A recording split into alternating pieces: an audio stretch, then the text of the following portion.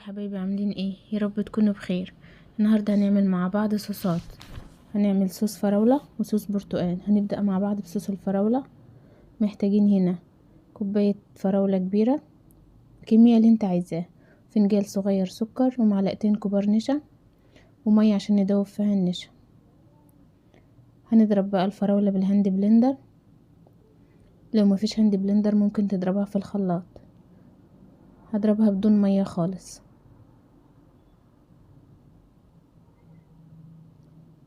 هضربها انا بقى مع نفسي وارجع لكم. وجبت الكسرولة اللي هعمل فيها يا حبايبي، وعبيت الفراولة هنا بعد ما ضربتها عشان اعرف اصفيها.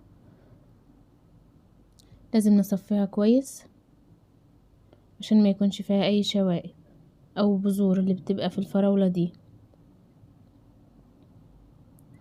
هنصفيها بقى كويس بمصفى ناعمة خالص زي اللي انتوا شايفينها دي، عشان الصوص يطلع معانا ناعم ومفيهوش اي تكتلات او اي بذور من بتاعة الفراولة. شايفين؟ دي بقى البذور اللي بنصفي عشان نطلعها. هصفي بقى انا بقية الكمية مع نفسي وارجع لكم. وكده صفيتها يا حبايبي كلها. شايفين بقت ناعمة ازاي؟ هضيف بقى السكر اللي معايا، فنجان صغير. هنحط النشا بقى على المية، ندوب النشا في المية الاول، وننزل بقى على الفراولة بالنشا والسكر. هنخلي بقى الشوية دول لحد ما نشوف القوام. طبعا القوام ده بيرجع لك انتي، وبعدين ده صوص يعني مش عايزينه سميك جامد. هنقلب بقى ده على البارد الاول قبل ما نرفعه على النار عشان ما يتكتلش معانا.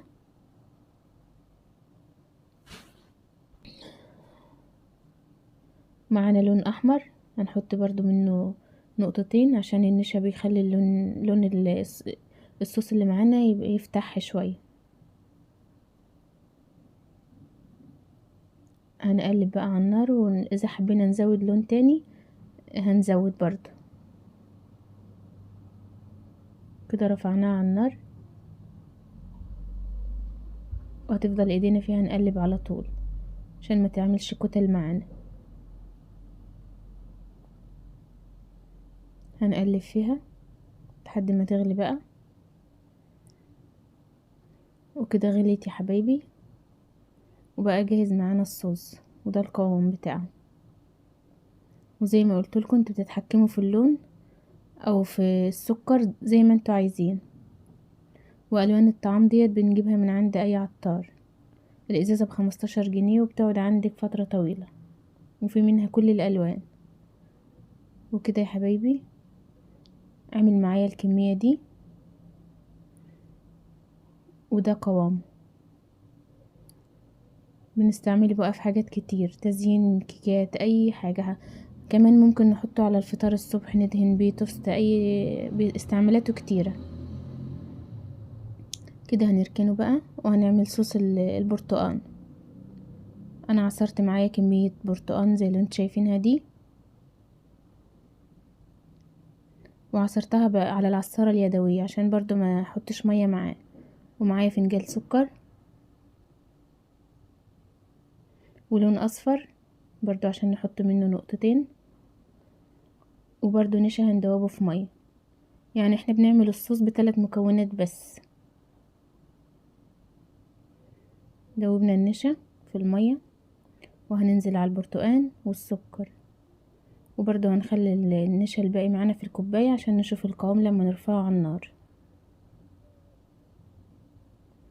وكده رفعناه على النار. هنحط برضو لون اصفر، هنقلب ونشوف اللون، هنعوز نزود تاني ولا لا. هنفضل برضو نقلب فيه على النار عشان ما يتكتلش معانا. وكده خلاص غلي معانا.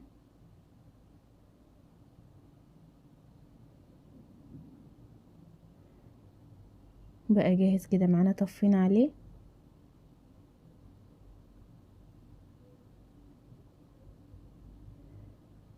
هنشوف بقى القوام بتاعه.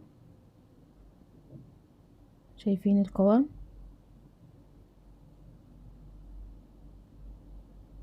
لسه لما هيبرد هيجمد عن كده شوية، وهستعمله معاكم ان شاء الله في تزيين كيك او اي حاجة.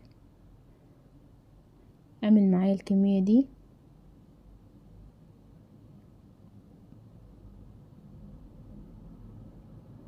وكده بقى جاهز معانا صوص البرتقال وصوص الفراولة.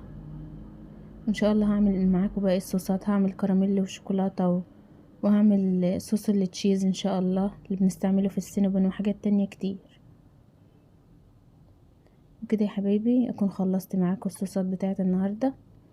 يا رب تجربوها وتعجبكم، ولو عجبتكم حطوا لايك على الفيديو، ما تنسوش تقولوا لي رأيكم تحت في التعليقات. شيروا الفيديو مع اصحابكم يا حبايبي.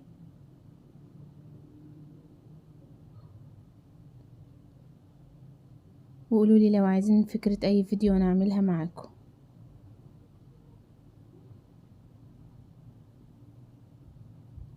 وان شاء الله هنعمل باقي الصوصات مع بعض. وحبايبي اللي كانوا طالبين مني الصوصات انا كده عملتها معاكم. ودي الالوان. سلام.